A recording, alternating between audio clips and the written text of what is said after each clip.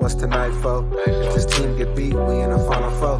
He's a poor man LeBron, bro, when it comes to trades. It's like, you guys look at, KD, what you go down 3 games is a quick sweep. Not cap if you want to. Cap if you want to. You know what's in me.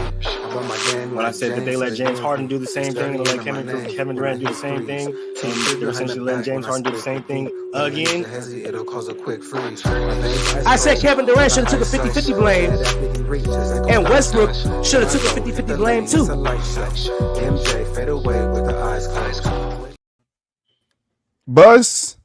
Motherfucking down, nigga. That's right, Lamar. Get that shit. That song make you want to dance, man. Shout out to my nigga Lamar, you feel me? That song make you want to get the groove and moving, you feel me? What's up, baby? We back in this building on this beautiful ass a Monday, you feel me? It's from the sideline basket to basket. Troy and the boys. What's up, fellas? How you guys feeling? You ready to get into these goddamn playoffs?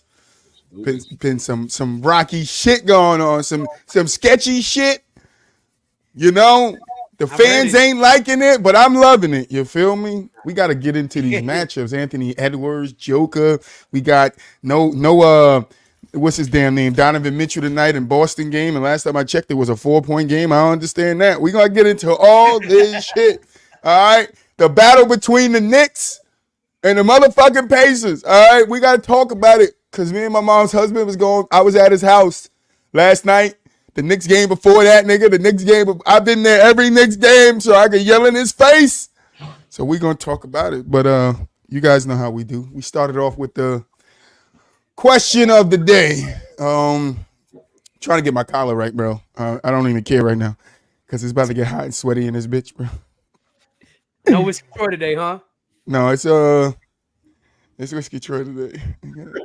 That's Evan Williams in my cup though. That's not the regular Tennessee. That's Evan Williams. All right.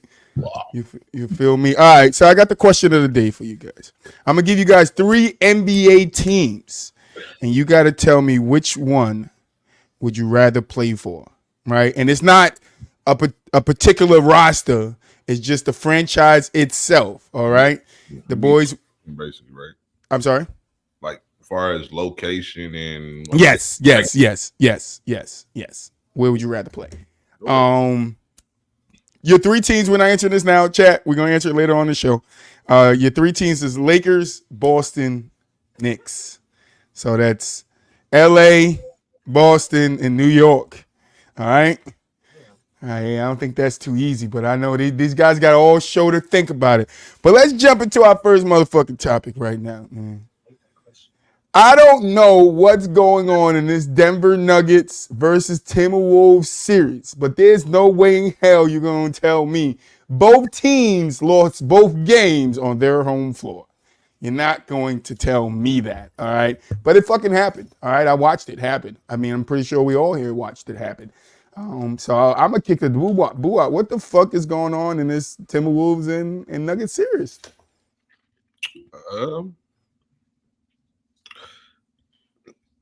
I mean, the first 2 games, I would say you've seen basically a team that came out and said, you know what, we not afraid of y'all. Denver is one of the toughest cities to win in, and Minnesota went down there and won both those games. And then in the last 2 games, what I would tell you is that I think the heart of a champion. We not folding. So, I mean, I'm not going to say I think the last time this happened was, I think, the Clippers in Dallas a couple of years ago. I think Dallas came and won both the games on the road. Clippers had to tie that thing up. So, I mean, for the most part, the Clippers won neither one of those teams have won the title or nothing like that. And even when Dallas did it, I don't think they had like a quote unquote championship caliber team. So, but what I see in Minnesota is a championship caliber team. And I just think basically, like I said, in the last 2 games, the heart of a champion. Like Denver refused to fold because even if they would have won game 3, but they'd be like, oh, that's a victory all in itself. and come out and play flat game 4, that's not a good look. You know what I'm saying? They needed to get both them games back. So now it's a battle of 3. You know what I'm saying? This is a series of 3 right now. You know what I'm saying? Like, and if I'm Denver, I'm feeling pretty good about this series right now. Like, we going back home. And it'd be shocking to see if Denver actually lose game 5. Like, that'd be crazy.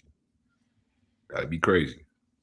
I think right now what I'm seeing, again, is the heart of a champion. I think Denver probably will close this thing out in 6 because I do not want to see Ant-Man in a game 7.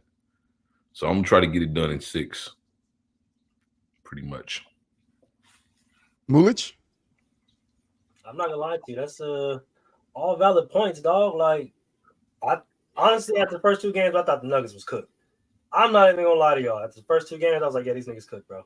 These niggas is fucking championship drunk, championship high. They're in Colorado getting high off that championship motherfucking weed right now. But like Buab said, bro, they showed the heart of a motherfucking champion, dog. They came out both games, bro, at the Timberwolves house, bro, and said, we're not just gonna roll over. Like, we understand how y'all come in and yeah, y'all the hot new young team, but nigga, we still the defending champ, bro. Y'all still gotta go through us. So shit, that garnered a lot of respect. I'm not gonna lie to you. I swear I thought these niggas was cooked. Championship drunk, I had it. I was like, yep, these niggas damn near finna get swept. They better stop fucking playing. And they came out and they fucking balled. I like it. So we got a series now, 2-2, going back to Denver. Shit, now it's in the Timberwolves court. What y'all got? Shit, step up to the plate. Now we got a series. Now it's time to really play and see what these and see which team really got that championship pedigree. Who can really dig deep and find these wins and find these plays to make at late games, late defensive stops, offensive rebounds, defensive rebounds, shit like that to really change the wave of this series in their favor. And I'm not gonna lie to you, I'm excited. I'm excited going into game 5. DJ? Well, I'm gonna go. I think this is just energy versus experience, really and truly.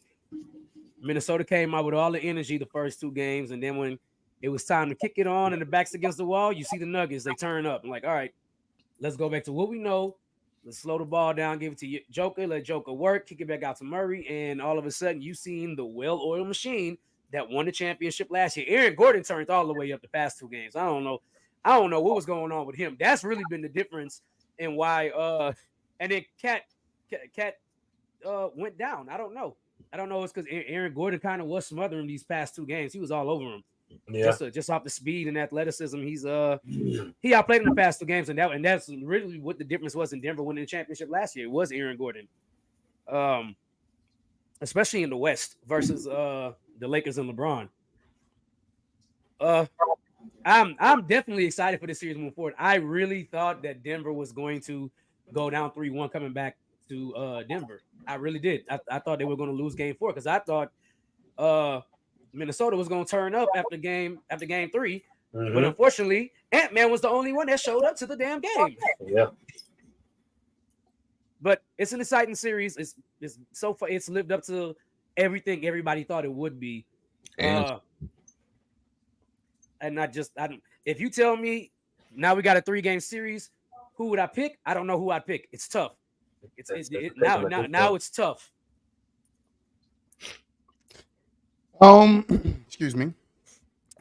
I agree with all you guys. I think this is an entertaining back and forth series. Normally we see both teams win on their home court floor, but this is a little bit reversed. So like Buwab says, it makes it either which way a best of 3, but this makes it an interesting best of 3 because if the Timberwolves go into the Nuggets and win next game, and then the Nuggets go into the Wolves and win, then it go to game 7. We gonna think Timberwolves gonna win that game. All games they won was on the road, but it is great to see a fight from the champions, defending champions. We'll get into Joker's MVP a little bit later on in the show, but I want to point out Murray's game has been excellent. Him finding his spots, him being aggressive, him getting to the basket at will. That's what the Nuggets need from their star player in Murray if they want to repeat and win another championship.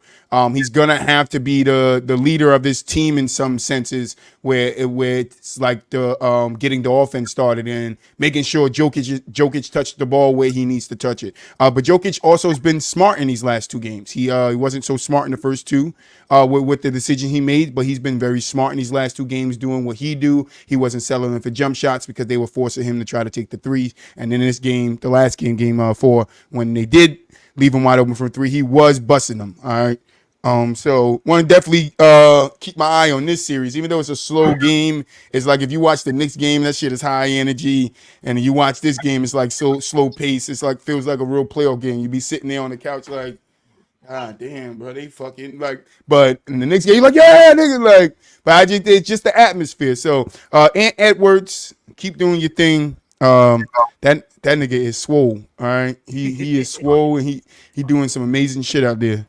I do think though, like the difference though would be from games 1 and 2 to 3 and 4 is the fact that we actually got to see Jamal Murray. You know what I mean? Like Jamal Murray was absent those first 2 games. Like I think he was, I think 8 for 30 or something like that in them 2 games combined. Like that's not gonna get it done. That's just not gonna get it done. And kudos to him though, because he did show up in 2 of the most pivotal games of his young career. You know what I'm saying? Like those were pivotal games. Like, and he showed up. I think the half court shot that extended that lead to like 14 to 15 going into halftime. Like you need those type of plays from your.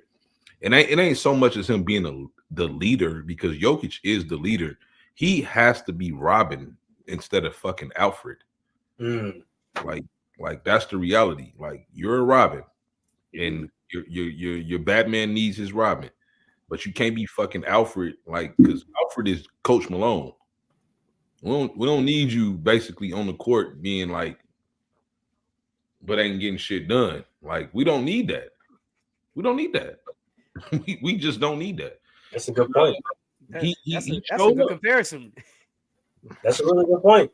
Because Mike Malone's adjustments coming after those 2 games have been like legitimately what they needed, right? Making Aaron Gordon push out on Cat more, right? Because before Cat was killing him in spacing on the perimeter. You push Aaron Gordon out on the perimeter more, right? And now you're forcing Cat to try to take Aaron Gordon off the dribble. He's not quick enough to do that. Nope. So and not to mention getting KCP more involved in rotations to where he's getting more open looks and threes. He's been playing a lot better too. So it's just a lot of their adjustments have been just key and stout for the series. And that's I think the reason why the series is so exciting, because through these coaches, even though what's his name tore his knee and he's sitting behind the bench right now, the adjustments are still coming, like firing off, boom, boom, boom, boom, boom, boom, boom, boom, boom. And the same thing on Malone's side. And he's such a fiery head coach to where his adjustments are coming right there on the court. Like he sees something, boom, I'm gonna call timeout. Like the last game where they started to go on a run, nope, cutting that shit off right now. Ain't none of that.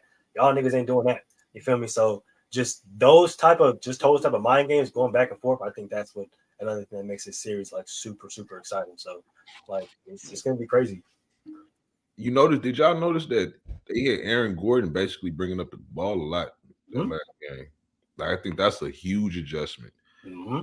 It's like it throws you off if you're a team used to seeing a power forward that's not known to handle the ball that much, bring the ball up the court. He was consistently. I'm like, yeah, that's smart basketball, because that's making Cat extend himself. Whoever's guarding him has to extend themselves.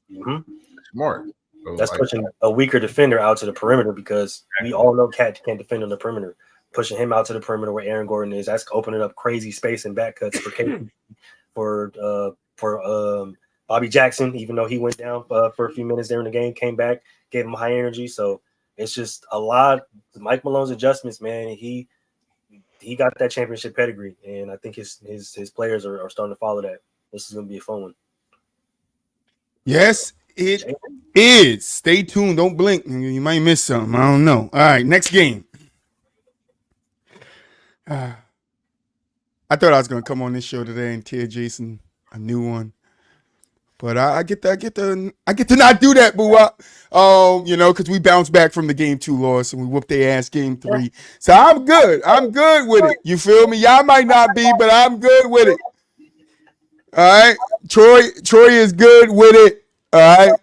Boston about to take a 3-1 lead on the Cavs. They better. If they don't, then I'm gonna have to say something about Jason Tatum. You feel me? I might have to get the yapping my gums like I do James Harden. You feel me? That's understandable. But great series so far. The Cavs was able to steal one in Boston, which Troy did not like, but Troy also called. All right. I was telling listen, I'm gonna tell you this. I've been calling shit since game 5 of the Sixers game. When I said the Sixers was gonna win that game, Maxey hit that crazy ass 3, put him in overtime.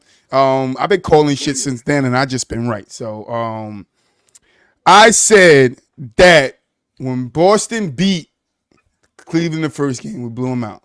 I said, I know my fucking team. We're going to take our foot off the pedal either in game 2 or game 3. What we do in game 2, get Molly whopped on. We got beat like Rodney. I'm not even going to finish that. But what we do, we bounce back and whoop ass. And I said, listen, we're going to lose game. If we lose game 2, it's 3 straight. It's looking like it's 3 straight to me. All right. It's a 7-point game right now with 5 minutes left. Boston, don't let me down. I'm over here talking a little shit. You feel me? Big shit too. Big shit. I'm talking a little shit. Little shit. You feel me? But DJ, how you feeling about Boston versus the Cavs?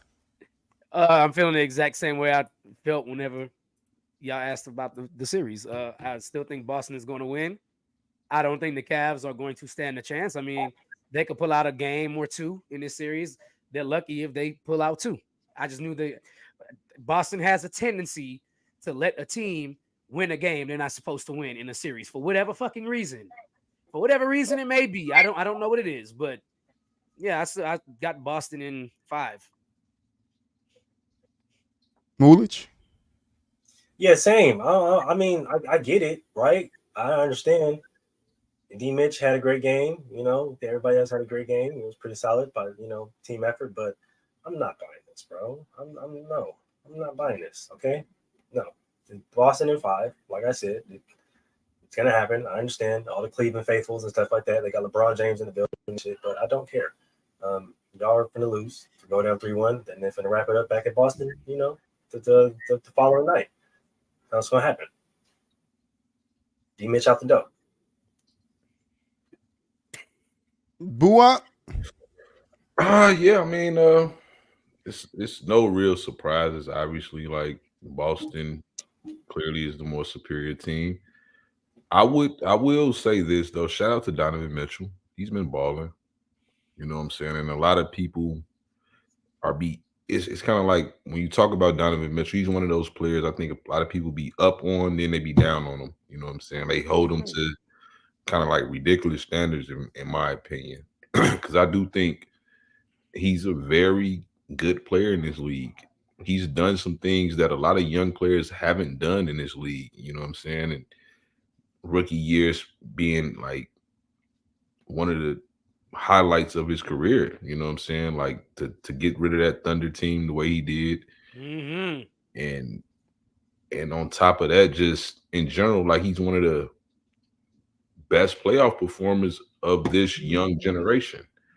And he had a stinker kind of last year against New York or whatever may be the case, but as of right now, what I'm seeing from him is still like alpha basketball. Like he's going out there, laying it all out there on the line against a team that's just clearly better than him. But no, I'm not shocked by nothing Boston doing. I'm not in love with the fact that they lost at the crib because again, they one of the best teams at the crib. I think they was like 38-4 at the crib. You know what I'm saying? So like I'm still not in love with it. It still gives me reason to look at Boston kind of like, But all in all, Boston is going to be Boston. They clearly probably finna make it up with 2 road wins. So I can't really hold it over their heads because they still got it done on the road. But it's still, I don't know, it's still some questionable things about Boston that I'm still kind of worried about. Not like a whole slew of things. I just still don't like even when they lost to me, they fall in love with the three too much. I hate that about Boston. I think they was 8 for 35 in game 2. Like, and I think they got talented enough players where they can just be like, you know what, the three not falling right now. Let's do something else. Let's get it going here. Let's drive. Let's get some tough calls or whatever. But they play their style of basketball, and it just so happened didn't work that night. But clearly, they're still the more superior team, and especially in a game like this with no Donovan Mitchell, like I'm not shocked by nothing they're doing right now. They should win this game. We should definitely win this game, but it's a 7-point game right now, 100-93. Keep my eye on it. 4 minutes left. Full timeout, good timeout. But yeah, I agree with Boo-Wop here. Boston should have never dropped that game at home. Even though I did call it, I'm not happy that we dropped the game at home to a team. And don't get me wrong, they're a professional basketball team, but to the Cavs, come on, bro. Like that's fine. Like come on, man. And you know, but this is what Boston does, and what Boo-Wop is saying is basically we can't carry on this way thinking we're going to go past the Eastern Conference Finals into the finals and actually win a championship if we're giving up games like that where we're taking our foot off the gas and we're not even trying. Like you can't have those type of games. Like Boston has to do something to figure those type of slumps out because that's when teams are going to start taking advantage of and they're going to get themselves back in the game. And what I'm talking about is look at the Pacers. They had 2 winnable games. The first 2 games, game 1, game 2, they had 2 winnable games. It could be a sweep right now. If we're really thinking about it, they could have literally swept the Knicks. All right, but their defense in the end, them giving up runs, the Knicks were able to get back into it. I feel that that's the same thing Boston does. They allow teams to go on these big runs and they don't fight back. You got to fight back. What the Timberwolves did last night, what Anthony Edwards did last night was fighting back. He kept them in the game. He tried to get them to a point where they could get over a hump, right? You want small goals, right? You got to get small goals. All right, let's get to, 85 before they get to 100. You feel me? Like small goals, and I feel like the Timberwolves did that. Boston has to find some way to, not allow themselves to not come out with energy. And I feel like that's going to hurt us. If we do that, that's going to hurt us trying to win a championship. But, we got Jaylen Brown, Mr. Tradable. You feel me? That was for Boo-Wop.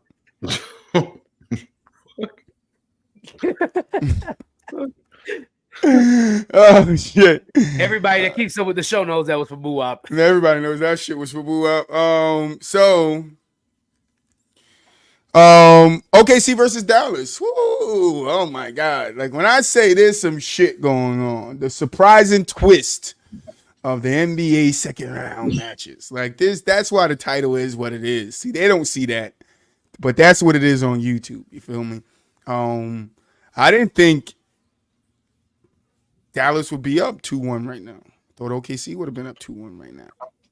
But I feel like Kyrie's experience in these key moments is kind of helping the team along. But, Mulich, I'm going to kick it to you. What do you feel about the OKC Dallas series?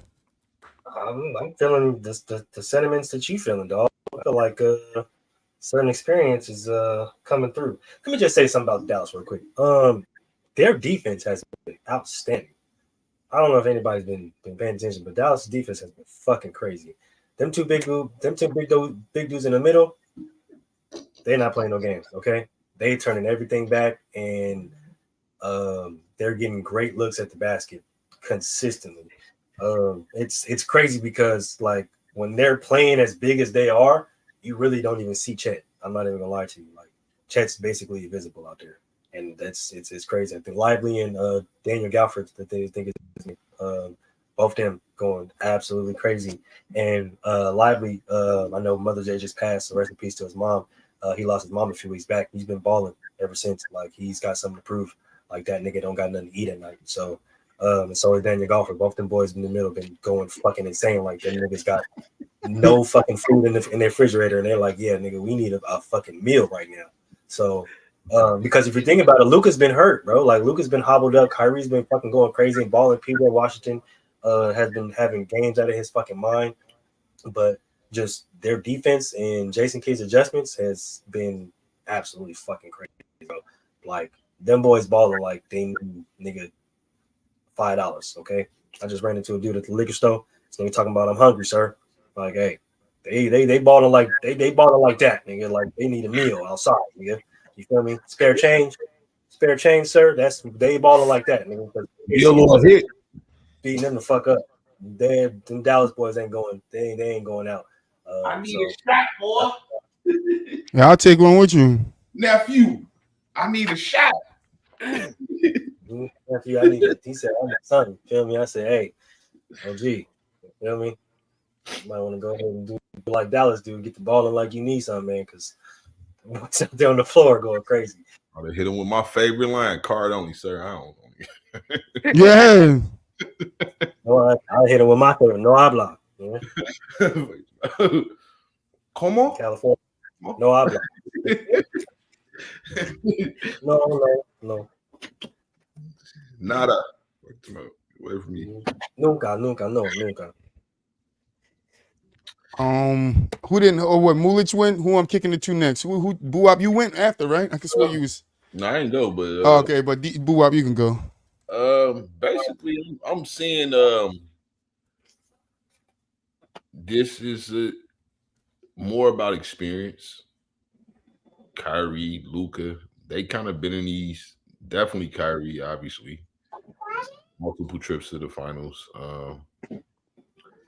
And then Luka just with his playoff experience alone, like, you know what I'm saying, just playing tough teams and gritty teams and things of that nature. Like you're just seeing a team that's just a little bit more polished, and this is probably the best team that Lucas has been on. You know what I'm saying? He has that certified number 2. Like Kyrie's a certified number 2. And what I'm seeing from OKC is that it's no real certified number 2 over there yet. As great as Chet is, most of the offensive output seems to come from Shea and Jalen. You know what I'm saying? They do a lot of the ball handling and creating. And Jalen's nice. He's nice as fuck. But again, it might be just a little too premature for them right now. Like it won't be the worst thing in the world if they lost to this Dallas Mavericks team. This would be growing pains. You know what I mean? Like all young teams need that. And this would essentially be what that is if they was to lose this series. You know what I'm saying? I mean, they still got a chance in game 4 to tie things up, obviously, but I don't think they will. I think Dallas will get the 3-1. They might win game 5 when they get that energy back from that one of the best home courts in the league. You know what I'm saying? They will probably get that game. But Kyrie and Luka looks focused right now. They truly look focused. They look like they're trying to get to the finals. DJ? All right. Well, before you go, DJ, Boston is up 5 now with a minute 39 left. Come on, guys, get it together. Go ahead, DJ.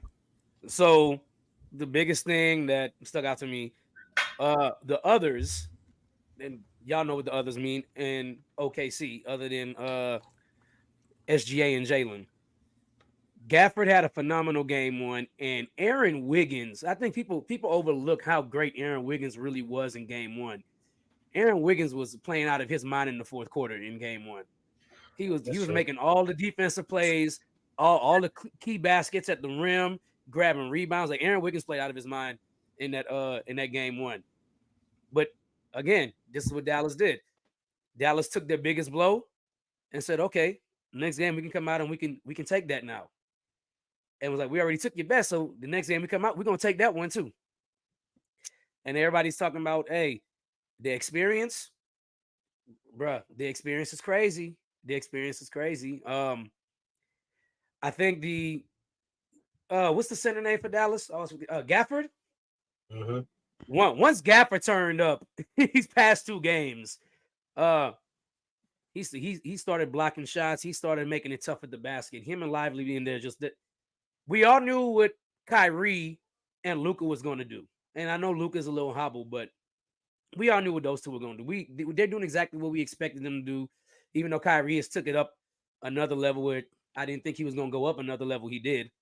But man, this is, even though the other series, the Denver and Timberwolves series has been my favorite series to watch. And when I said everybody needed to watch, this series has quietly been just right under and as good as how the games are. They're very good. Kyrie and Luka figured it out on defense. I didn't think they could, because all I heard for the past couple of years from me and from others was Kyrie and Luka can't play defense. They're going to be too small. They can't play defense. And yet here we are. And their defense is what's winning them these games. It's absolutely amazing to see. So I think that they're on a mission. Yeah, absolutely on a mission. I still think whoever wins out of Denver and Minnesota is going to be the team to represent the West in the finals. But man, y'all know Luka carried it. Luka and Jalen Brunson carried a team to the Western Conference Finals. And now you got some people say a better player in Kyrie Irving. Then damn near everybody will say that. But regardless, now Luka has a different number two, probably a better number two. And here they are again. And they're looking like they're going to win this series. And I was one of the main ones that said OKC was going to win. And I echo Troy and Moo. If you would have told me Dallas would be up 2-1 right now, I'd have told you were crazy. They might be down 3-0 the way OKC has been playing. But man, that's a nod to Kyrie, Luka, and them boys out there in Dallas, especially Jason Kidd with his defensive adjustments. We all know how much of a beast Jason Kidd was while he was playing ball. So what's crazy about this series is, bro, this nigga Shea is averaging 31, 10, 7, and 3. And they're still That's down 3 2-1. blocks. Bro, this nigga is going crazy. What the?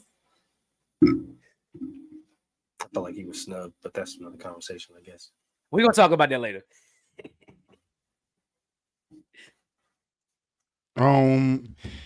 Yeah, I mean, listen, like I said in the beginning, you think Dallas would have been down too, but Dallas got something to prove, bro. They trying to get back to the Western against the Nuggets, and hey, if they beat the Nuggets, damn, son, that would be an amazing feat. You feel me? But yeah, good series. I think Chet needs to step up a little bit more for the team. To give the OKC, that second scoring option that they definitely need behind Shea. Shea, is just a baller. We're gonna get to the MVP, like I said, a little later, because I know some people on this panel probably believe that Shea deserved it over Joker. So we're gonna talk about that. You feel me? But I'm proud of Dallas. I think Dallas is showing a lot of people that they are a legitimate playoff contending team. I'm not saying that they're final contenders, but they are a playoff contending team, and you cannot sleep on them no more, thinking that they're just an easy walk by, like you're going to get them up out here like you Dame hitting a shot over Paul George. All right, we're not doing that. That's not happening no more. Dallas is for real, all right? They're here to stay. Kyrie staying with the Mavs. They're building good pieces around them, like the pieces that you guys pointed out. So you definitely got to give Dallas their props. Hey, shout out PJ Washington. PJ Washington too, yeah, balling. Big, and I said that during the game. I said that to my mom's husband. PJ Washington was a sneaky ass pickup for him, and it was a good ass pickup for him. That was a good trade, them going out and getting him. But yeah, I want to say about OKC, they're young. This is like their first time getting here. So you got to give them some time. So I wouldn't be upset if they lost this series to Dallas, who's been there the last 3 years in the playoffs, battling, fighting with teams, and they know what it takes to have to win. Yeah, they did what they last year. But I'm saying, like, in this capacity, the first overall seed, people are looking. Dallas didn't make the playoffs last year. Yeah, last year, but the years before that, you know what I mean, boy. Thank you for correcting me, Draymond Green. Fucking Draymond out here. That's that same finger from 1v1 me, bro. This motherfucker is locked and loaded for you niggas. But OKC, they're gonna be a good team, formidable team. I don't know if they win another 1 seed. I think that was surprising. But great matchup. I do think Dallas will win this one. I do think OKC gets the 6 though. I'm gonna say that. All right. Last matchup of the playoffs. Shit, what the fuck? God damn. The Knicks versus the Pacers. Oh my god. Oh man, I think I only missed one game of this series so far. And I gotta say, Brunson's been putting on a fucking show. But Brunson had his turn. And now his name is Tyler Halliburton. This dude. All right.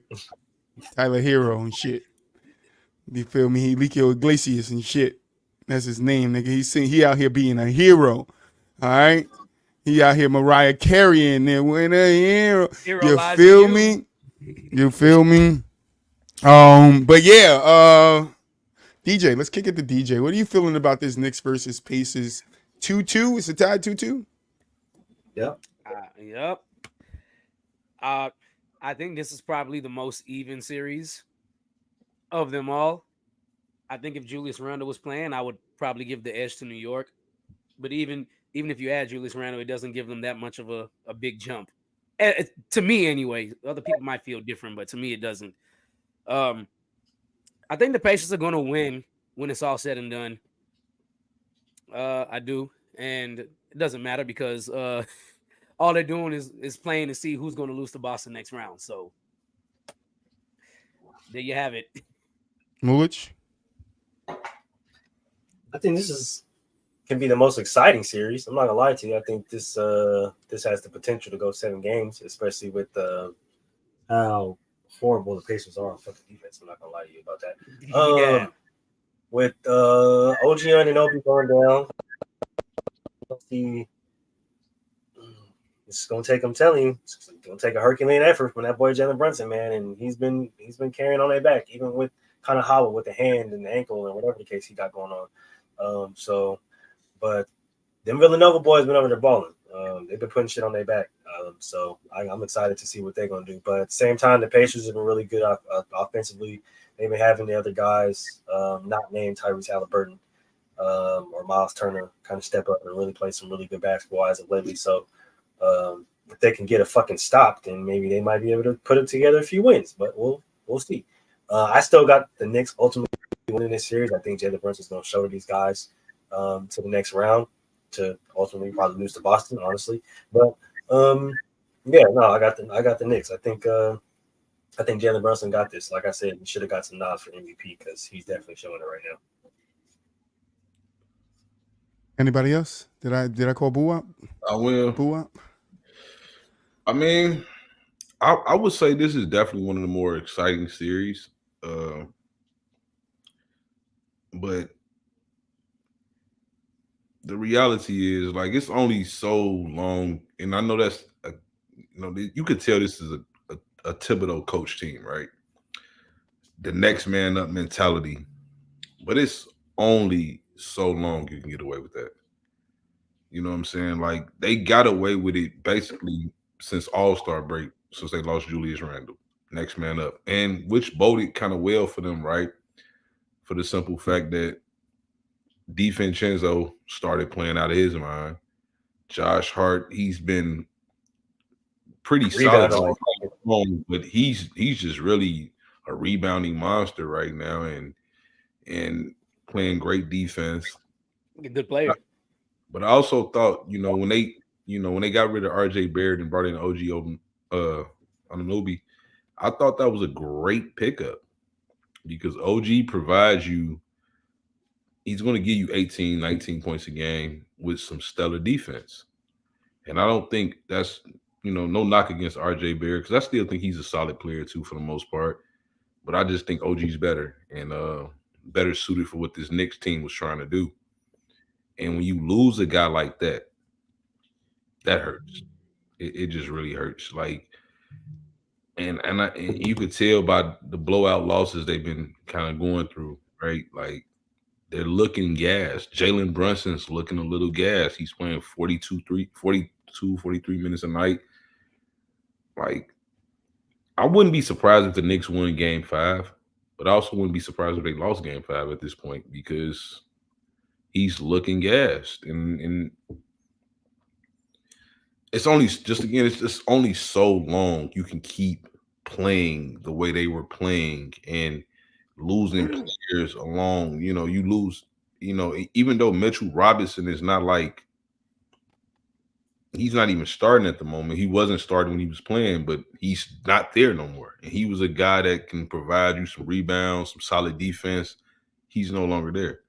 So I just think the Knicks right now are just unlucky for the most part. Like they're just really unlucky right now. And this Pacer team, granted, they don't play great defense, but they have a lot of depth. Like they have like a strong 8 to 9 man rotation right now.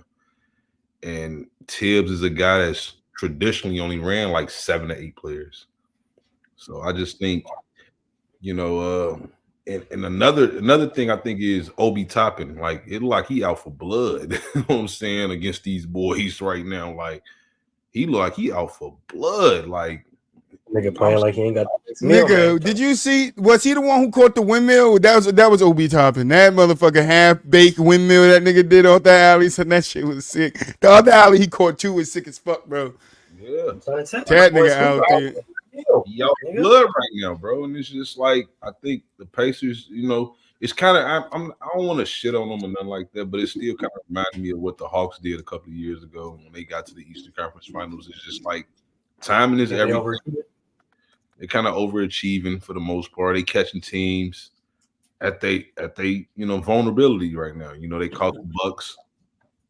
Giannis obviously was out for that whole series, and then they lose Dame for 2 games. So they just doing what they supposed to do, obviously, which is beat who in front of you, no matter what the circumstances may be. They're doing what they supposed to do. So I won't take that from them, but I do think like they're just riding high right now. Like, and they catching the Knicks at a vulnerable time.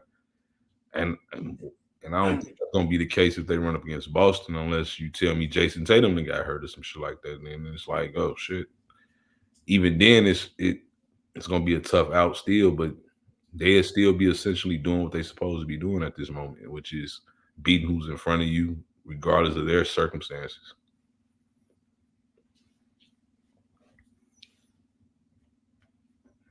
I still think it's going to 7, though. I think this series might go. I think so too. I'm not gonna lie to you. I think it's going to 7. Can't hear you, Troy. Yeah, I wasn't talking. This dude's stupid. This motherfucker crazy, ain't he?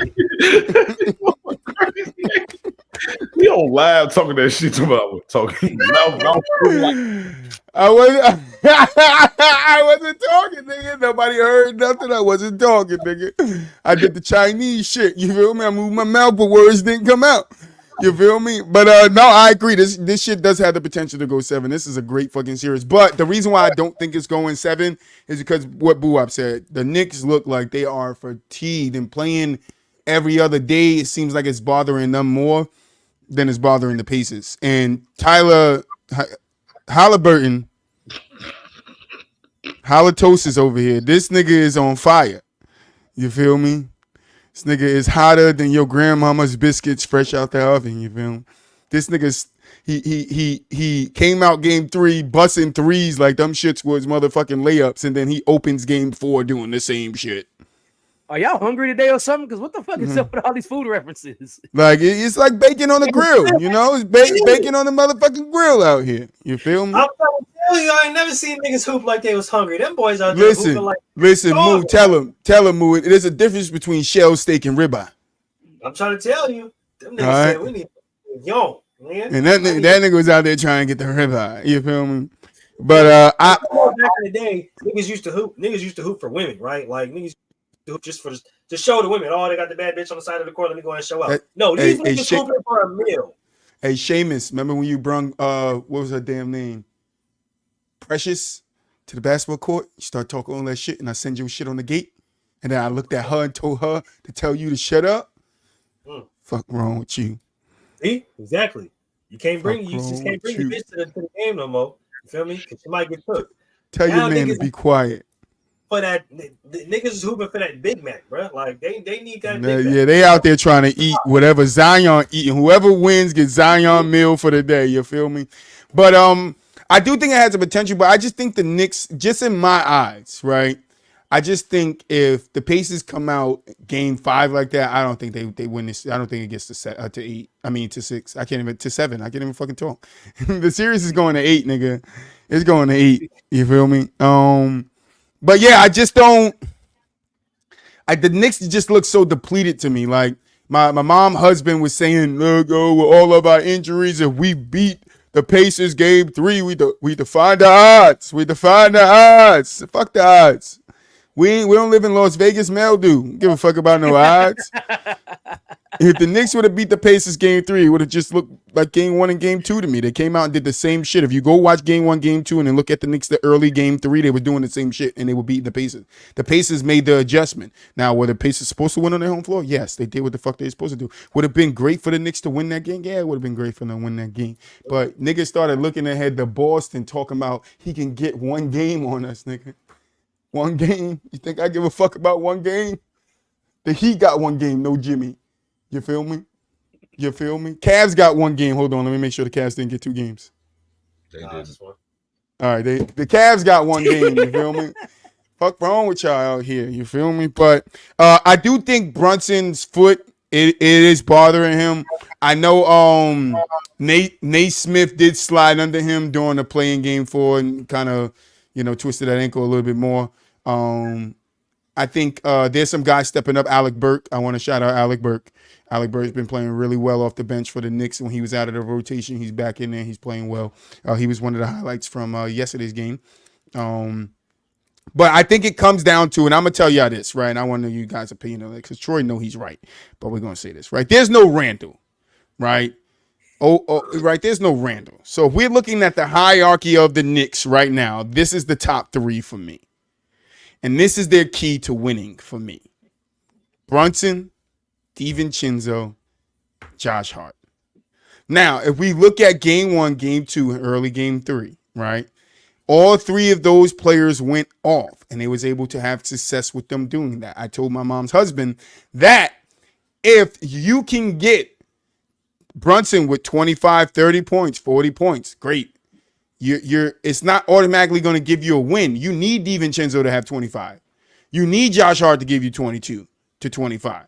That's what you're going to need from this Knicks team. And then they weren't able to give them that, especially in last night's game. They weren't able. DiVincenzo came out. I think he shot 1 for 10 at some point or something like that, or one for 4 from the 3. Like DiVincenzo came out, he struggled, but that's going to happen. Now the question is, how the Knicks bounce back? Are they going to bounce back? And DiVincenzo and Josh Hart are still my 2 key players for them to get another game. Brunson's going to be Brunson. He's going to find his shot. He's going to do what he do. But you don't have Julius Randle there. Your next 2 best players is DiVincenzo, who's been playing very well. Yeah, I think he picked something up playing, in Golden State for the year that he played there. You feel me? And Josh Hart is really playing tough. He's a great defender. He's taking the tough assignments. But it's gonna come down to DiVincenzo and Josh Hart if these guys are gonna win another game. It's not Brunson to me. It's DiVincenzo and Josh Hart. I want to know you guys' opinion on that. I think that's valid. I'm not gonna lie to you. I think that's very valid. About the DiVincenzo, there was a lot of talk that him and Steph still talk regularly, even out in the playoffs. Steph gets him pointers regularly. Even helped him fix his shooting form last year. So just helping him shoot with more confidence, you definitely see it in this series, which I think is big for him. Like Troy said, I think him having big games for the goodness gracious. Sorry, Kyrie just got dropped. Dude, you seen that boo, all right? Yeah. Yeah, be careful, man. That boy's coming. But I think DiVincenzo having big games and Josh having big rebounding games. I think him killing the boards has been really, really big for the Knicks. Isaiah Hartenstein has been coming up with big rebounds as well sometimes, but it's just what Josh Hart is doing as a guard on the boards has been absolutely crazy. You pair that with how just the dog that Jalen Brunson is and just how resilient Dante DiVincenzo is, because even if he is having a bad game or bad shooting night, he'll hit 3-4 fucking threes, 3-4 big shots in the fucking fourth quarter with 2 minutes left to go and have the Knicks up by whatever so much. So I'm not going to lie to you. I think the most dangerous thing about this Knicks team is they just don't go away, right? Even when they look gassed, they look tired, they look exhausted, they look defeated, they just don't fucking know how to quit. They don't know how to go away. So I think that's the biggest part, especially when I highlight DiVincenzo, Jalen Brunson, and Josh Hart, 3 Villanova boys who are used to winning championships together. They're showing it. They're trying to put this team on their back and try to do it again, just at the professional level. I'm excited for them. I'm not gonna lie to you. I want to see it. New York win a championship, that motherfucker is gonna become an island though. So Troy, nigga, hey, run. Because that whole eastern port, nigga, is y'all gonna feel your first 9.7 earthquake. It's gonna Loma Pool on the east side. DJ Boo Up, anything to add to what I said? I mean, yeah, I think it's just the Villanova boys. Like, that's what it's been mostly for the playoffs. You know what I'm saying? The Villanova boys, you know what I mean? Like, they've been playing out their fucking minds. And of course, going back home to New York, they just gonna need that type of same performance in the sense. Like, they especially without OG. Like without OG, like they're gonna definitely need Jalen Brunson to be 30 plus and probably 20-25 from DiVincenzo. I ain't gonna say Josh Hart necessarily need to get 20, but if he can get you like 17, 10 and 7, some shit like that, like that's kind of ideal for what they've been doing. And like, yeah, like I just think it's definitely, that's the hierarchy right now. Like they have no choice for it to be the hierarchy. Like you can't depend on what's that kid? He's been hooping a little bit too. McBride, he's solid. He's been hooping, but you just really can't depend on him. You know what I'm saying? Like, or nor so can you depend on Alec Burke. You know what I mean? Like, even though he had a little shining in game 4 or whatever, but it was all in a blowout type of scenario. So it's like hard to judge that. Like, I still think everything goes around the 3 Villanova guys, and if they can somehow muster up a great game tomorrow night, I think that will bode well for them. I think that will point towards them. And the Knicks still always have their identity, which is defense. You know what I'm saying? They still have that, and they can create some stops and keep this game where it don't get too out of reach. I think it'll still lead towards their favor because they can go on a run themselves, you know, especially at the home with that atmosphere in New York. I can easily see them pulling off a game 5. You know what I'm saying? I don't know if they can last though. That's the only question. I don't know how long it's gonna last. Like, so yeah. DJ? Yeah, I agree with it. It's got to be on the shoulders of the Villanova guys, and I think Villanova is one of those programs where they keep you there. You don't go to Villanova and do one and done. You stay there, you learn the game of basketball, and you go compete for national championships every year. That's how it's been since their coach. I can't think of the coach's name right now since he's been there. But I think an NCAA championship experience can translate into the NBA, especially when you already got chemistry like those guys do. So it's dope to watch them all play on the same team in the NBA, and I don't know how far that's going to go because you're right. Brunson does look fatigued. I saw it last game, especially when it came down to when we got down into the waning minutes of the third quarter. And in Indiana's not that good of a defensive team, but they made it hard for Jalen Brunson because they really keyed on him. And if DiVincenzo isn't shooting lights out, it's going to be a long night for him. I hate that the Knicks have to go out like this with not fully healthy roster. It sucks because I really do like this team. Paul Pierce said the N-word on Undisputed today. I just wanted y'all niggas to know that. That boy thought he was at fucking at the crib. Thought he was He thought he was at the crib. Like, shit, I do these podcasts too much now. God damn. This nigga said I'm at the crib, the truth. nigga. It's just the truth. Nigga said, I'm the nigga. Oh, wait, where are we? We on live TV, my B, nigga. I mean, that's why we can't get a TV deal, because I be up there like Hell nigga no. this and nigga that and nigga this, and they done took us off the air. I'm still back there talking about nigga this and nigga that. You gotta go to Stars, man. I knew. We I got- got network TV. No, we gotta go to the same network baddies on, nigga. When Marshawn was like, Dion was like, you look good, and Marshawn was like, shit, you do too. And it was on NFL Network on cable, and he still got in trouble for it. I said, yeah, I can't do TV. Yeah, now TV, you curse, you get in trouble, bro. That's it. FCC, nigga, they'll come for your ass, boy.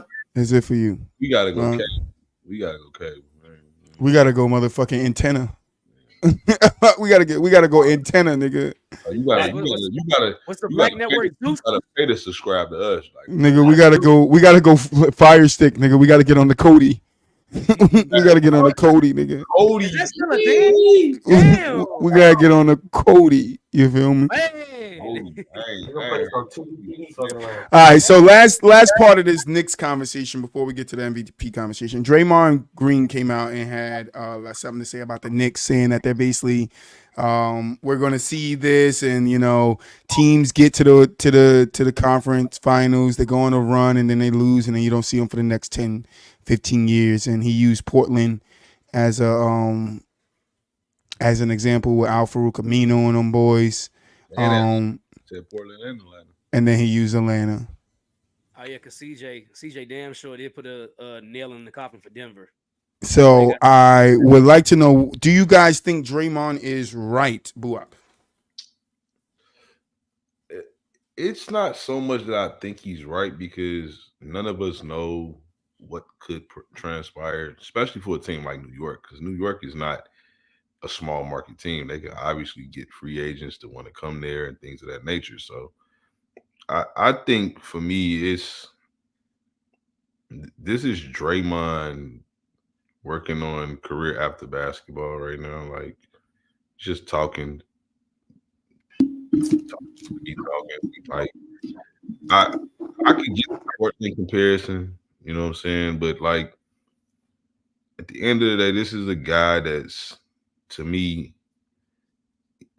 and I don't want to say he rubbing me the wrong way necessarily, like, pause, but he is like kind of rubbing me the wrong way. Like, he just come off as a guy that just be hating sometimes. Like, why are you hating so much, bro? Like, that's fucking wild. I'm sorry.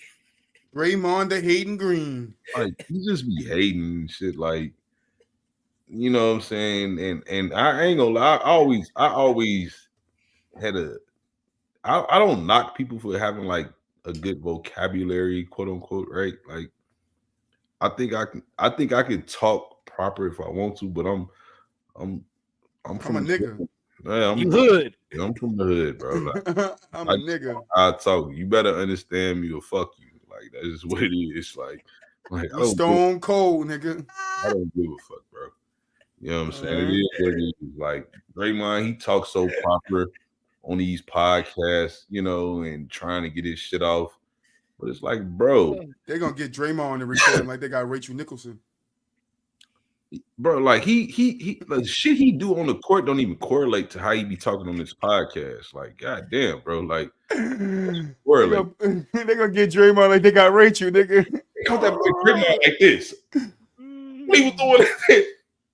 He motherfucker, like, bro, who are you? Like you fucking like, bro. Now you all on the camera, like, you know.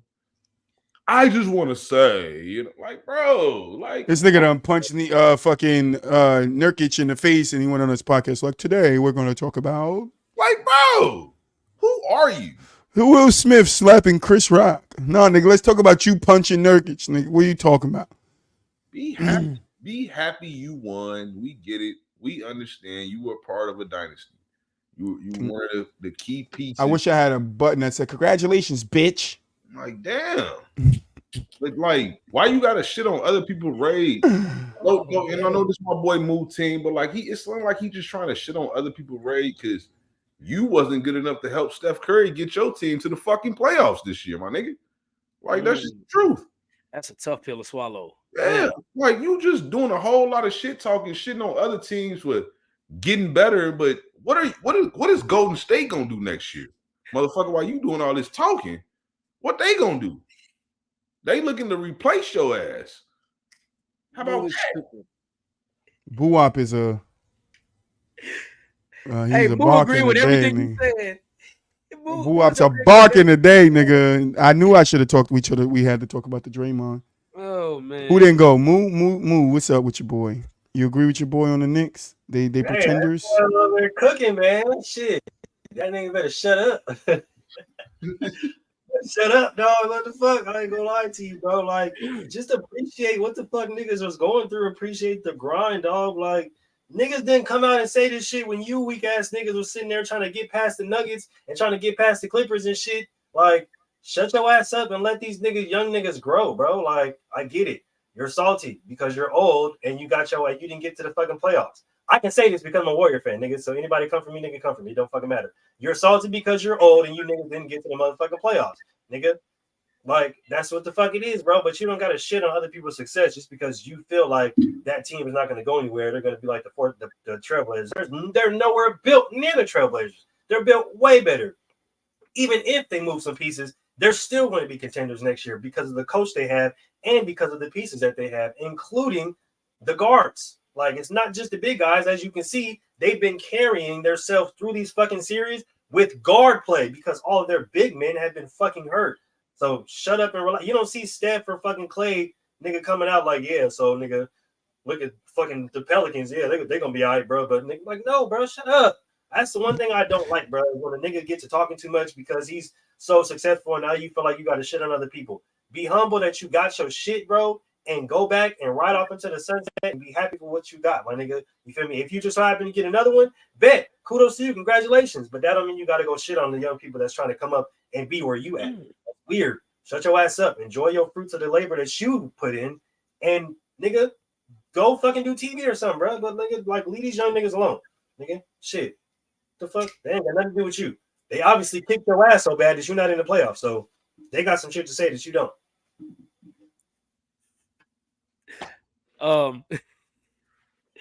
I really have to ask this question. Who the fuck sent for this nigga? And why he coming for them? Sit your ass down. That's why I'm not even gonna give you the time of the day, bro. Just sit down and shut up and enjoy basketball. I was wondering why he was on the dock because I'm like, what the fuck this thing got to say, bro? We're not even big facts. Nigga, like, he said Draymond, not today. We're not talking about this motherfucker today. Not Draymond. Not the Draymonds. Not the Draymonds. We ain't talking about no Draymonds today. Like, be quiet. This is the time for you to shut up. Go to Cancun with your family, bro. You feel me? You got kids. You got a wife. Go to Cancun. Be on vacation with them, nigga. Like, why are you? Hey, LeBron and them already on the beach. My nigga Paul George didn't waste no time, bro. He was out there the day after the series. You feel me? Like, turn your phone off. Turn the internet off and enjoy time with your family. Stop worrying about shit. Nigga, don't even worry about who won the championship till you get back. It ain't got nothing to do with you, nigga. You didn't win it. It ain't got nothing to do with. Sit your ass back in Cancun or whatever island you choose and shut your ass up, bro. Like, nobody asked. Be quiet, nigga. Because if they win, they're gonna have to tell. And no, I don't agree with Draymond. He's full of shit. Definitely full of shit. Can't talk about somebody that's in the playoffs when your ass at home. Like Boo, I've said, that nigga trying to make some money after the playoff. He trying to do the Shannon Sharp. He see that Shannon Sharp made more money on that motherfucking Cat Williams episode than he made any season he played in the NFL. And he trying to be like that. But everybody can't get an interview like that. You feel me? Everybody ain't Shannon. Everybody definitely not. Okay. All right, let's get to the last topic of the day. Well, no, it's not the last topic of the day. It's second to last topic of the day. MVP. Now, I know most of you guys think Shea should have won it over Joker. Correct? I think more than SGA should have won it over Joker. But that's what I said, Shea. Shea should have won it over Joker. No, I'm saying there's more people that I think should have won over Joker. So Troy feels like because Embiid got MVP last year in a season where statistically Jokic went fucking crazy and he could have won MVP again, I feel like they just gave him MVP this year. But my problem with it is now Joker is in the elite group of players that have won 3 MVPs. He tied I you got boy. I got one simple question. This is a quick segment. I got one simple question. Does he deserve to be there, Bua? Absolutely. Absolutely. I mean, my whole thing is, if I had to vote, I would have picked Shea. But again, with the MVP shit, for me, it would always be, as long as you are deserving of the award, as long as you have a case for the award, and I absolutely think Jokic has a case for the award. That don't mean I agree that he should have. I ain't gonna say should have. I don't agree that it was his award to win solely or anything like that, because I thought Shea, historically, from how the award is given out, should have won the award. They were a team that I don't think most projected to be the 1 seed in the Western Conference. And usually this is the lone year in a while that I haven't really seen the narrative, because I don't really see the narrative on why Jokic won it. Like, it wasn't no real narrative. Like, he simply put up phenomenal numbers from the center position. Still, unlike numbers we have seen. Crazy efficiency. I do think what helped him kind of win this award a little more is the fact that Jamal Murray only played 58 games this year. But I do think he was deserving of the award.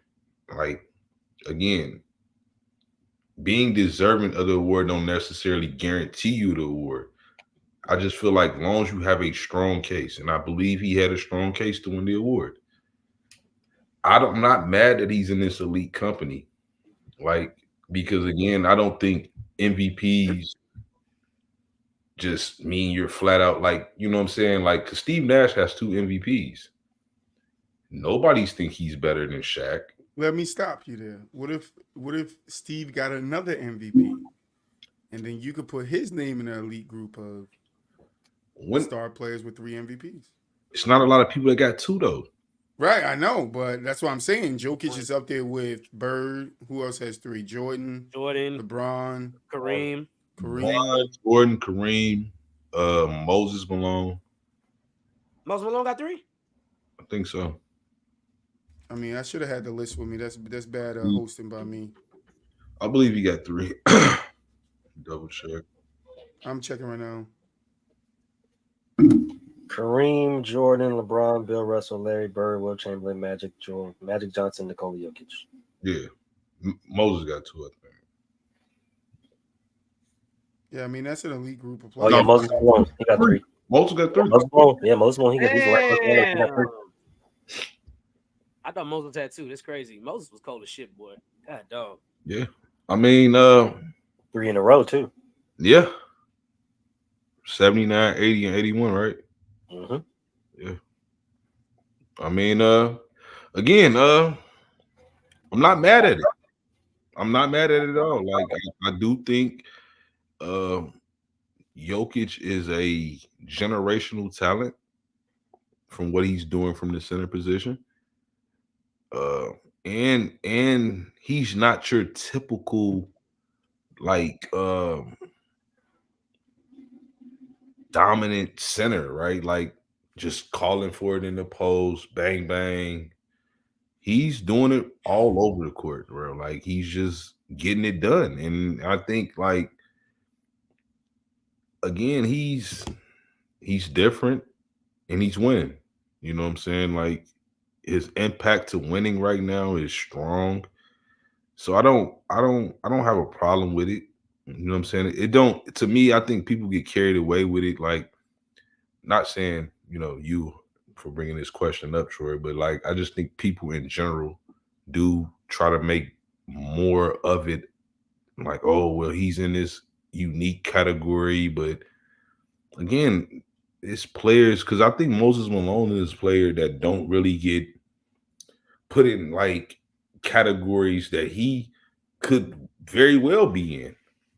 Nobody be like, Moses Malone should be top 10. He got 3 MVPs and blah, blah. Nobody does this. So I don't think they're going to do it with Jokic. I mean, I just think Jokic just need to keep playing basketball. If he win another title, that's going to put him in the rare category. You know what I'm saying? Because more than likely he's going to win the finals MVP. That's going to put him in some different conversations. I mean, there's going to be people that want to go wait till he gets 20,000 points to start putting him in. But I think if he was to somehow win the finals MVP, win a ring this year in the finals MVP, you cannot say that he's not a top. You barely can say it now, honestly. He would easily be a top 20 player ever with that resume. Easily. There's not players that have 3 MVPs, 2 finals MVPs. Like, if you're just waiting on him to get to 20,000 points, then I don't know what you're waiting on. Because even if he don't get to 20,000 points, I'm pretty sure he will. But, even if he doesn't, his body of work speaks volume. It just does. DJ? I want to start by saying I don't think Jokic should have won MVP, but he did have a case. Buwab, you do make a good point about that. He did have a case. I just don't think he should have won over SGA or Jalen Brunson. I don't. Brunson? Over Brunson too. I was like, yeah. But nonetheless, Brunson did carry the Knicks to the 2 seed in the East. I think Jason Tatum should have won. Yeah. I do have a case with Jason Tatum too, because I said Jason Tatum over him too. But nonetheless, MVP is such a biased award. There's no guidelines to it. It's really highly annoying. It's a bunch of people saying, hey, I think this guy was the most valuable to his team this year. And we all know Jokic definitely has a case, right? So, I mean, congrats to him on winning the third one. I wouldn't have voted for him personally, but I have no issue with him actually winning the award. I mean, sometimes the award just needs to go to who people deem as the best player in the sport, and a lot of people would deem Jokic as the best. So, I mean, it is what it is. Yes, as far as him joining this elite company, welcome to the 3 MVP club, I guess, 3 or more. Do I think he should be revered like those guys? Yes, I do. I really do. Because from the center position, he's really a freaking pioneer. He's really a pioneer from the center position for how he's dominating the NBA without being a traditional big man dominating. You don't see a big man just throwing 10 assists, getting you 35 points with 11 and 12 rebounds. It's not something that is kind of like how Westbrook did that as a point guard. We was like, yo, this is fucking crazy when Westbrook was doing it as a point guard. Same thing with Jokic. So, I mean, shout out to him. But yes, I do think he should be. I have no problem with him being mentioned with the Larry. Matter of fact, if the Nuggets win, I kind of go, if the Nuggets win and he wins Finals MVP and he retires, I don't even have to wait. I'm going to put him. Somebody has to fall out the top 20 for him, because there's other guys in front that we put in front of him that don't even have those accolades. Woods, anything to add? I think those are very valid points. I think he's definitely an elite talent. Like Buwap and DJ said, he definitely has a case of being MVP, one of the best players in the league. You'd be crazy not to think so. But like DJ said, me personally, I would have gave it my nod personally to Jalen Brunson. Just the work that he did in the regular season and in the playoffs can't really be ignored. Not saying that Jokic is balling right now, because he's playing very, very well, especially without Jamal Murray the first couple games.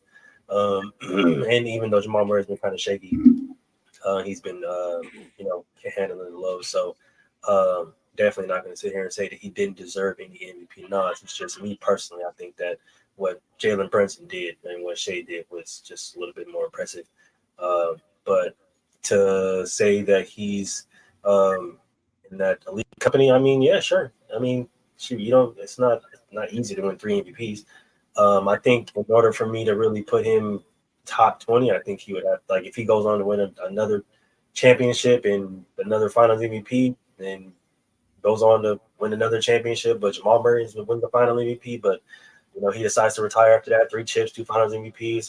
He definitely be considered, at least for me, top 25 player. I know a lot of people are going to be, sticklers about it, but he's definitely going to go down for me, one of the best centers of all time, just based off his body of work and how fast he completed it. Because we know these players start to retire younger and all the stuff like that. So, I think it's warranted. We can't sit up here and say that other players, like DJ said, who have a lesser known resume, would be ranked higher than somebody with his body of work. So, I think it's valid. I mean, I think a lot of people have a guy like Oscar Robertson in their top 25 for sure. And as much as I love the Big O, like, he don't have technically the body of work like Jokic has right now. Like, just being 100. Like, and I think, again, like, a lot of people hang on to longevity. You know what I'm saying? I get it. Longevity does matter. I just think it's like almost the last criteria that I factor, though. You know what I'm saying? Like, when I'm looking at great players, like, I look at your peak, your dominance, and I look at, you know what I'm saying, what you're currently doing. And I just think, again, like, I think Jokic has a case right now to be better than David Robinson. And I think David Robinson was a hell of a player. That's kind of a lie to you. Like, you know what I'm saying? Like, Jokic would be essentially, he's already knocking on the top 5 centers of all time right now. He's doing that. He's right there. He's on the cusp of it. And with another ring, like, that would damn near put him in the top 5. I'm trying to think of my top 5 right now because the center position is the thickest position probably all time. He would probably essentially be knocking on the door, and it'd be hard. It's either the point guard position or the center position, right? The thickest point positions ever. So he's knocking on the door of the top 5 centers right now. He's like, if I win another Finals MVP and another ring, like, it's not many centers that have that. It's just not. So, yeah, I'm not mad at him for being in this company because I don't. Again, it's not that I'm using the MVPs to define him. I'm using the totality, which would essentially be another ring if he was to get it done. And then it's like, that's crazy. It's crazy work for him. But shout out to Jokic for the 3rd MVP in 4 years. Like, that's very impressive. Yeah, very impressive. I'm trying to think if I want to save this for next week. I think I'm going to save this last topic for next week. I think we need more time, and I don't feel like sitting here for another 20, 30 minutes. So, yeah, that's going to be the last segment. Joker MVP-ness-ish bullshit. I got some on this day for you guys. May 13th. May 13th. The first one here is fucking crazy, bro. Boo, you ready for this one? Go ahead. In 1824, May 13th, 1824, the first 1v1 me, bro, happened. Oh, my God. In Chicago, Illinois. What was the score? You turned the camera off, dog. Boo to the wop, nigga. It was a boo to the wop, nigga. That score was boo to the wop, nigga. I want to know the final score. You feel me? Shit. That shit was boo to the wop, nigga. I want to know who won. Who got that overall winning basket? And who got that winning wall? Y'all so full of shit, dog. Boo won by 2. He beat the wop. Boo beat the wop by 2. Wow. Like, who I'm saying he can hoop though. You feel me? So I wasn't even worried about it.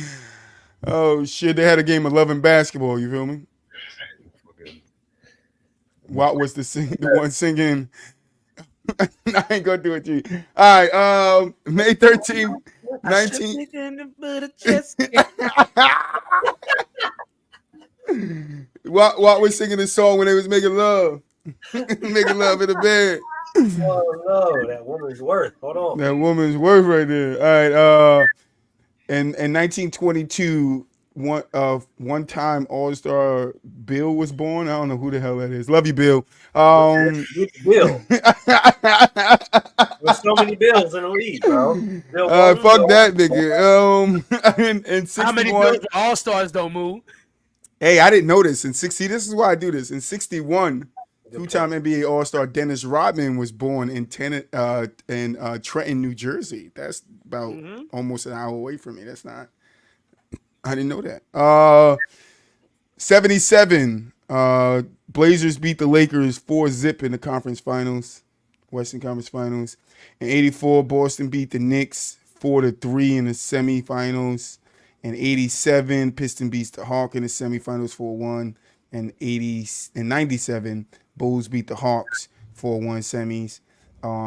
In 98, we got Pacers beating the Knicks 4-1, and we got Chicago beating the Hornets 4-1 in the Eastern Conference semifinals. All right. In 99, we got Allen Iverson set the record for most steals in a playoff game with 10 and a win against the Magic. We got Allen Iverson and the 76ers record of the 76ers record 10 steals. All right, we got the Pacers defeating the Bucks 3-0 in the Eastern Conference first round. In 2001, we got the Lakers defeating the Sacramento Kings in the conference semis 4-0. 2002, we got the Kings defeating the Mavericks 4-1 in the semis. And then 2008, we got Pistons beating the Magic 4-1 semis. And 2009, we got Nuggets beating Mavs Western Conference semis 4-1. In 2010, we had Celtics beat Cleveland. Believe that was LeBron 4-2. And then in 2012, we had the Clippers beat the Grizzlies in the Western Conference first round 4-3. And then in 2022, we had the Golden State Warriors defeat the Memphis Grizzlies 4-2 in the semis. That's it. A lot of history on this day. On this day, it was for the last week that we did it too. That's when all Sacramento fans started hating everybody from LA. It was a rivalry. But the fact that the Pacers couldn't walk around this motherfucker in purple and gold, boy, what? It's crazy. The fact that the Pacers and Knicks rivalry came up from the 90s and they're in the middle of one now, crazy. That's a good point. It's true. That is a good point. All right, you know what time it is.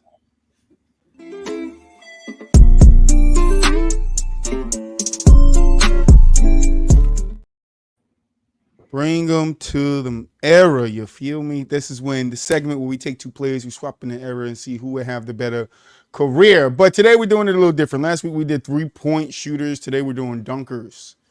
All right, because Ant was throwing some dunks down in the playoffs, so I had to throw him in one of these, you feel me? So I got you guys. I got you right here. Ant versus Dominique Wilkins. Who would be the better dunker if they switch times? Give you a second to think about it. Ant. Your second is up. Thank you, Boo-Wop, because I was calling on you first. Oh, man. Movich, who you got? I'm going to go Ant. DJ? Are we just talking about in-game dunking? That's what I was going to ask. In-game dunking? I'm going to go Ant because Ant really posterized people, dude. I think Nick would probably still be the better flashy dunker, but Ant is postering everybody. Yeah, I think in a dunk contest, Nick will win, but I think in-game, I think Ant got him in-game. Now, what if I throw Ant, Vince Carter, and Dominique? That's different. Vince? It's gonna be Vince because he's the best of all time. That's why I didn't put that nigga in there, bro. That's exactly why I didn't put that nigga in there. I still think why it would be Ant is because I think Ant it's not that he's necessarily because I think relative to in-game dunking, I think both of them are like right there. Like it's elite. Like I just think Ant because he would be basically like Jordan in that era. Michael Jordan's illegitimate son. Yeah, you know. I went with Ant because Ant is a 1 foot dunker. He's a 1 foot, and that bodes very well for in-game dunks. Yeah, Because you're a 1 foot jumper, and then Dominique, he gathers step and then go up and then dunk. So yeah, that's the reason why I went with Ant. he's smaller. Like Yeah. Neek was a legit 6'9", 6'10". You know what I'm saying? Like long arms, just dunking on your ass, like on some Sean Kemp shit in the 80s, right? Like, and I think he would just be more oppressive. Like, you'll be just like, damn, this kid is just dunking on everything. Like, because he would still be dunking on everybody. Because you mean like exactly how we are now when we watch him play. Exactly. He's gonna catch you flat-footed. When he rising, you like, damn, this motherfucker just jumped off of 1 foot like this. Like, god damn. Like, that's how he gonna catch you. He's gonna catch you like this. Vince couldn't jump. Vince wasn't he couldn't dunk from the free throw line because he's a 2 foot jumper. That's where he gets most of his power. But I really believe Ant could. No doubt. Yes. Sweet Ant, man. Arguments there, shoot. All right. Well, Ant's the winner. You know what time it is.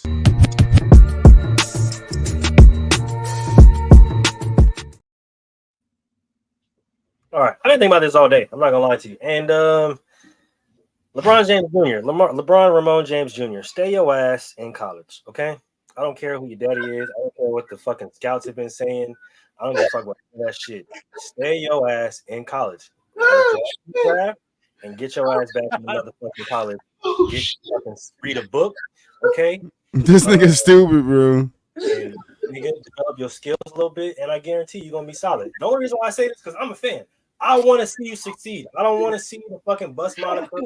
I don't want to see you compared to your dad and all kind of bullshit like that. I want to see you develop into the actual player that you can be, your own type of player, and not people comparing you to your dad your whole motherfucking career or calling you a butt just because you wasn't as good as your dad. So stay your ass in college. Go read a book. Stay away from them. You feel me, women, and you'll be good, big dog. I'm out. He said, "You feel me, women, and I'm out." I'm not even sure if the chat could hear him because these niggas was laughing the whole time in the background. Hey, I know what kind of women I'm talking about too. Hey, look, I'm sorry, but yo, you came with fire on that one. I was not expecting that. Come on, Boo-Wop. Come on. Hello. Stay away from them, you feel me? Oh my god, I'm fucking dead, man. Oh man. That boy say read a book, man. Read a book, read a motherfucking book. Come on, man. I tell you. Get that education, dog. Hey, get that motherfucking education. All I right. agree with you, though, Moo. I agree with you. Good take. All right, question of the motherfucking day. Which team are y'all picking? If you had to join a franchise, which franchise are you going to join? The Lakers, Boston, or the Knicks? Mulich. I don't like Boston, so I ain't going there. It's too cold in New York, so I gotta go to LA. DJ? I gotta go LA because y'all know I'm Caribbean. I hate the cold just based on that alone. And if Miami was a pick, I would have picked Miami instead. But La La Land. I'm going to Boston. We know this. We already know. Hey, we know. Just ask the Augustines. They know I'm going to Boston. We understand. All right. Nobody knows my name. If you know the song, you know the song. All right, I'm going to Boston. Just ask the Augustines, okay? Boston, here I come. So nobody picked. What was the third team? The New York Knicks, nigga. I ain't fuck New York. Going in because it's cold out there. It's cold as hell. Baby, it's cold outside. Even in the summer, baby, it's cold out there. Like, excuse me, motherfucker, where's the heat? Y'all know the song. It don't rain in LA. That's just fucking real. It don't rain out there. I ain't gonna lie, Boo-Wop. If it wasn't for one person named Michael Jeffrey Jordan, Chicago would not be a place to go to, bro. Still ain't a place to come to. You see, I ain't put that motherfucker on this list. I did not like Chicago when I was out there. That's a cold motherfucking place. Nigga, I wore a beanie and 2 sweaters the whole time I was out there. Nigga, that's a fucked up land. They asked Jordan why how did he fall in love with golf? He's like, shit, have you been to Chicago? Goddamn it, like shit. It's cold as hell out here, man. You gotta find some other places to go to and find a different pastime. Boy, it's cold. It's the windy city, man. It's cold as hell out here, man. And then That's why y'all niggas be mad out there. don't get me wrong. don't get me wrong. Like it's some shit to do in the summertime, but it's just that's facts. That's big facts. It's like, hey, if you ain't from Texas, don't come to Texas during the summer because you ain't gonna do nothing but stay inside, bro. Hey, if you ain't from Texas, don't even step near Texas during the summer because I promise you're gonna regret it. if you come to Chicago in the summertime, stay your ass downtown. Because if not, your ass is gonna feel something hot, and it ain't going to be the sun. Hey. Your ass is gonna be bleeding while your friends all run. Fuck you talking about. Stay on the outskirts of LA. Don't fucking you talking about, nigga. Yeah, nigga. Stay on the outskirts of LA. Go to Anaheim and San Diego. Shit. Don't stop coming to LA. Let me This nigga- don't stop coming to LA. Just stop. Okay. This nigga went to Chicago where all his blood came back with 2 pints. Man, you really Came back with just 2 pints, you nigga. get shot on way in Chicago, boy. Man, what? Damn. Don't come to the Bay either, especially with a car, because they gonna rob you. I'm just letting you know. Where? Don't come to the Bay. They gonna rob you. They will rob you. Okay? Just don't. I think all the people in Texas just don't move here, dog. Stay your ass wherever you pass by Texas and keep going. Go to Louisiana or one of these other southern places. Go to Florida. I don't give a damn. Don't come here. We've been over capacity in three cities for the past 10 years, bro. Don't come here. 3 cities? I thought it was 4. Y'all population moving. Man. Well, they right by the border, boy. They get about 17,000 illegals every other day. Man. You said I crossed the wall because that shit is not here. They used to put Bro, they so cold. They put gators in the water now. We're gonna build a wall. They put gators in the water. Understand me? Still planning. Nah, did you see the buoys they put in the water, nigga? Do you seen the buoys they put in the water to try to get these niggas not to cross the water? Nigga, come close to this buoy. This buoy gonna kill you, nigga. This ain't a no buoy. This will take your life buoy, nigga. This is how I take your life buoy, nigga. You touch that buoy, that motherfucker like 3, 2, 1, poof. Maybe a little control one, too. Just blow your ass up, nigga. Nothing else. Poof. The water don't even move, nigga. Where I go, I'm in heaven. What's up, Jesus? If we spend deep enough, my friend. Can I cross that wall? My friend, they won't get us, my friend. And that bitch like, my Hey, right there. hey, man, look, you gonna cross, all right, my friend. but you gonna cross into the afterlife because you ain't making it. You ain't crossing the river, You nigga. gonna cross into the afterlife. You crossing the worlds. Hey, Trump gonna be right there. I told you 1,000 times, do not come here. I told you we was building a wall. You came in the water. I'm sorry, guys. I love black people. Be safe. Mexicans are relentless, especially California Mexicans. My friend, you swim deep enough, my friend. You know, go boom, my friend. Just keep going deep, my friend, and then come up. You go deep in it, you run out of air, you come up, all right. 7 days later. Like, hey, Fuck you, you come back up 7 days later. If you come back up. Motherfuckers, Well, you said they put gators in the water, so I don't think you're coming back up. He went down and the gator grabbed his neck and started spinning around. Nigga. Oh, that video is freaking hilarious. We lost my friend Manuel to the gator, but we all got away. He lost his friend Manuel to the gator. Lewis died to the spikes. Louis died to the spikes. Jose done went in the wrong bunker. Nigga done went in the wrong bunker, never came out. The U.S. Marshals was down there waiting for his ass. Like, but final thoughts. I guess that was final thoughts. I'm ending this shit.